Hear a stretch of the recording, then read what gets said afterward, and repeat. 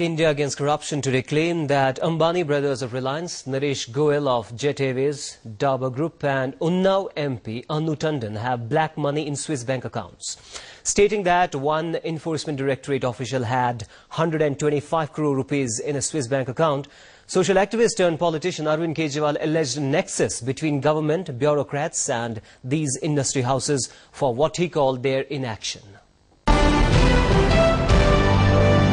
Kejriwal again has alleged that Mukesh Ambani and Anil Ambani have 100 crores in Swiss accounts, but HSBC had apologized earlier to Mukesh Ambani early this year for putting his name on the list of beneficiary accounts. Kejriwal's allegation: Anil Ambani company Motec Software has about 2,100 crores in a Swiss account. He also says Congress MP Anu Tandon and husband have around 250 crores in these accounts in Switzerland, and Jet Airways chief Naresh Goyal has about 80 crores in his Swiss account.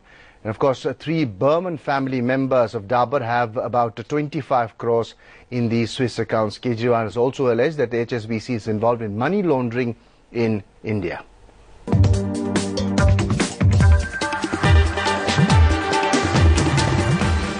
Swiss बैंकों में कितना पैसा जमा है, इसके ऊपर भी कई तरह के कयास लगते रहे।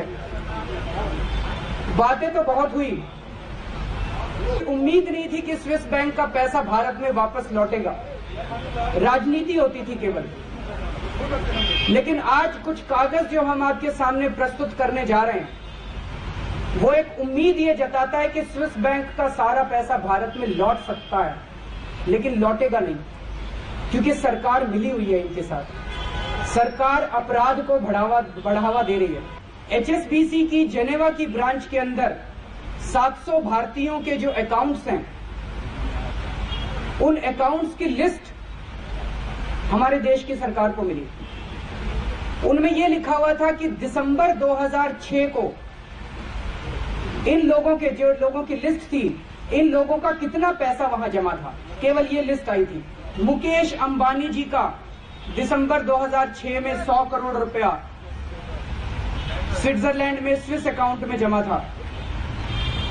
अनिल अंबानी जी का 100 करोड़ रुपया जमा था। मोटेक सॉफ्टवेयर प्राइवेट लिमिटेड, अगर आप आरओसी की वेबसाइट पे जाएंगे या दूसरे सोर्सेस से पता करेंगे तो इसके अंदर रिलायंस की कंपनियों की शेयर होल्डिंग है, और उसमें अनु टंडन और सुनील टंडन डायरेक्टर हैं। अनु टंडन मैनेजिंग डायरेक्टर थी उस वक्त, और संदीप टंडन।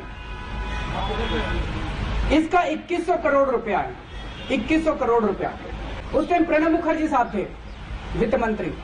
प्रणब मुखर्जी साहब ने किस बेसिस पे तय किया कि इनके यहाँ रेड करवानी है और इनके यहाँ रेड नहीं करवानी? ये किस बेसिस पे तय हुआ? ये तो उनको जवाब देना पड़ेगा। राष्ट्रपति तो बन गए हैं, लेकिन जवाब तो मांगेगा देश कि भाई कैसे आपने बाकी 600 लोगों को जो छोड़ दिया।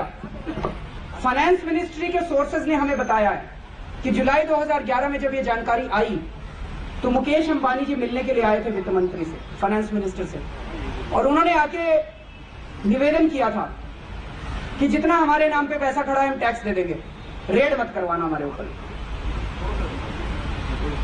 उन्होंने लिखा we are prepared to pay the tax to buy peace. शांति को खरीदने के लिए हम टैक्स देने को तैयार हैं।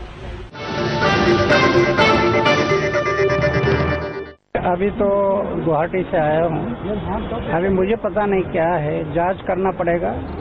लेकिन ऐसी बात है तो इसका हम तो धिक्कार करते हैं, निषेध करते हैं कि छोटे लोगों को पकड़ते बड़े छोड़ देते, ये तो ठीक नहीं है।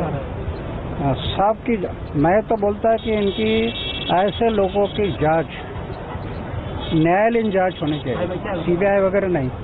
देश के प्रधानमंत्री ने भी कहा था कि इस काले धन पर हम कार्रवाई करेंगे और 100 दिन के भीतर हम इस पैसे को वापस लाएंगे। आज 3.5 साल बीतने को हैं। एक श्वेत पत्र आया था, इसमें काले धन की चर्चा की गई और उसमें बिल्कुल साफ किया गया कि इस प्रकार की कोई गलत गतिविधि नहीं है। और उसमें कई लोग, उनके पास जो सूची है उसमें वो 700 लोगों का नाम ले रहे हैं जिनका खाता स्विस बैंक में है। उसमें कांग्रेस के सांसदों की भी चर्चा है, हो सकता है और भी राजनीतिक पार्टी के लोग हों। लेकिन ये चिंता का विषय है और इस पर पूरी जांच होनी चाहिए।